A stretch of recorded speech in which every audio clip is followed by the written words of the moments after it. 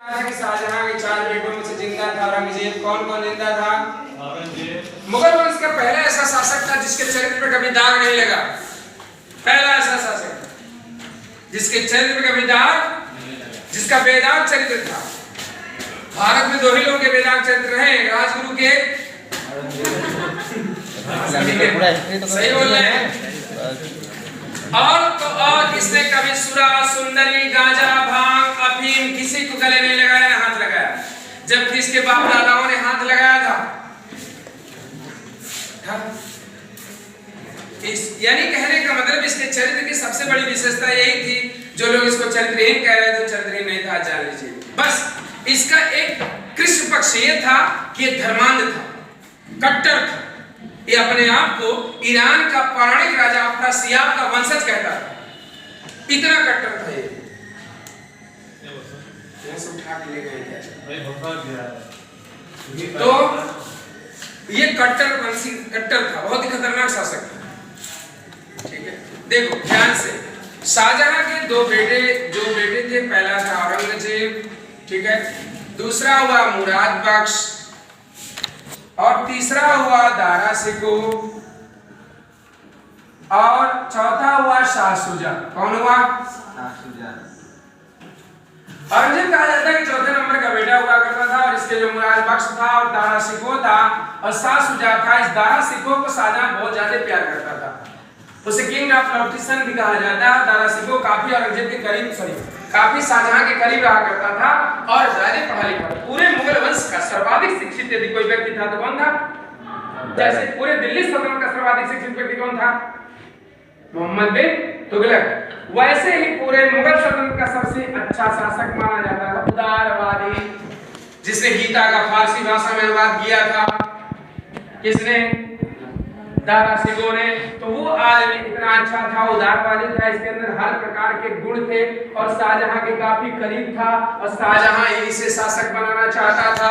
लेकिन ये बात किसे अच्छी नहीं लगती थी, क्योंकि औरंगजेब महत्वाकांक्षी शासक था और महत्वाकांक्षा की मोती निष्ठुरता के सीपी में निवास करती है।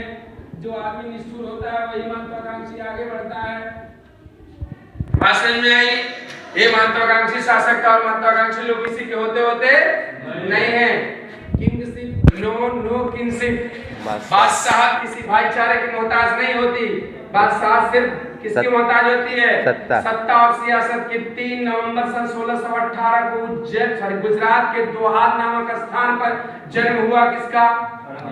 औरंगजेब का। अधिकतर समय इसकी मां नूरजहां के पास बीता था, इसकी जो दादी थी नूरजहां उनके पास बीता था, दादी के पास। और दादी का सबसे अधिक प्रभाव किस पर पड़ा? और आपको पता ही है कि दादी, नाना, नानी, इनका प्रभाव सबसे अधिक नातियों पर पड़ता है। और वैसे ही क्योंकि नानी गांव में बहुत लोग गुजारते हैं, गुजार देंगे, दादा दादी के साथ बच्चा बहुत ज्यादा रहता है और यही कारण है कि सबसे अधिक प्रभाव वही पड़ता है। दादा दादी जैसे सिखाएंगे, जाओ के मार दांत मत मार जाए का जो कि नहीं बोल दे तो जाके मार करे है। तो दादा दादी क्योंकि मम्मी पापा बड़ा कम रहते हैं, सबसे अधिक बच्चा किसके साथ रहता है? तो दादी जी ने जौहर की घूंट, महत्वाकांक्षा की घूंट, क्योंकि खुद महत्वाकांक्षी थी और दिमाग भर ली थी किसका? जागीर का। उसे क्या बना के रखती थी? तोता है। और हर अपने आप झुंटा सरकार की स्थापना की थी। वही चाल चरित्र चेहरा किसको बनवा दी? बचपन में थोड़ा थोड़ा बीज देने लगी और अपने भाइयों के प्रति क्या हो गया? क्रूर हो गया। इसे लालच हो गई सत्ता की, लिहाजा। और पहले से भी शाहजहां से इसकी पट्टी उट्टी नहीं थी, क्योंकि शाहजहां जब दोनों हाथों से धन को लुटाता था तो सबसे अधिक विरोध कौन करता था? कहा जाता है कि औरंगजेब जब शासन सत्ता में आए तो सोने चांदी के कटोरों के सिवा कुछ नहीं था, थालियों के सिवा कुछ नहीं था, सब राजकोष रिक्त था। क्योंकि राजकोष रिक्त कर दिया था शाहजहां ने स्थापत्य कला का कार्यक्रम करके बताया था सब कुछ। तो इससे भी ये चला करता था। औरंगजेब हमेशा इससे पटती नहीं थी। एक बार की बात है, दारा शिकोह के पास एक पत्र भेजता है कि आप जल्दी से चले आओ और हम तुमको राजा बना देंगे, यानी हम तुम्हारा उत्तराधिकारी तुम्ही को घोषित कर देंगे। और यह उसके सेनापति ने वह पत्र किसे थमा दिया? औरंगजेब पहले से जलता था और पत्र भी थमा दिया। लिहाजा कहा जाता है कि औरंगजेब तुरंत आनंद में आता है, इसको भला बुरा का भी बोलता है।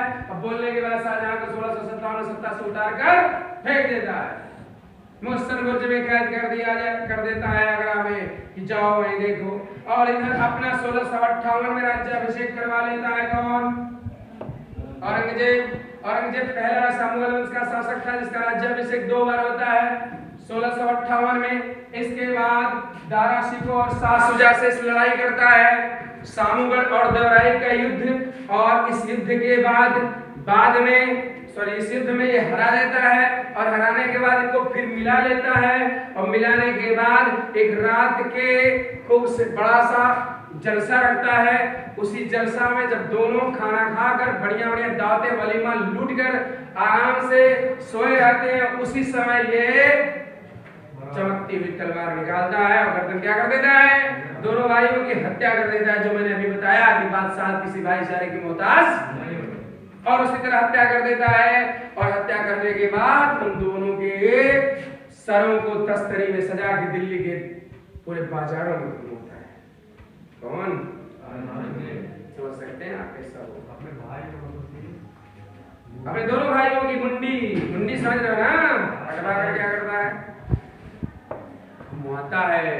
लोग रो रहे होते हैं, लेकिन उसमें राजतंत्र था, आज की तरह डेमोक्रेसी थोड़ा था कि आपके बदले पुलिस चली जाएगी। उस समय कुछ नहीं था और सब लोग चुपचाप देख रहे थे, सब लोग रो रहे थे। लेकिन क्या करेंगे, दारा शिकोह बहुत अच्छा आदमी था, लेकिन लोग कह नहीं सकते कि अच्छा बड़ा और कुछ क्या कर सकते हैं?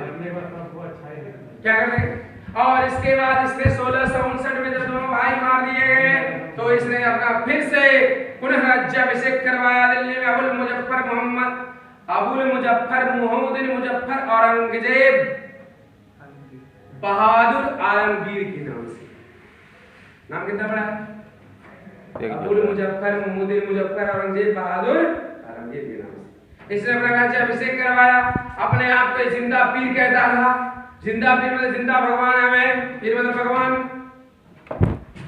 कोई किसी को नहीं मानेगा, मूर्ति भंजक, सब मूर्तियों को तोड़ दो।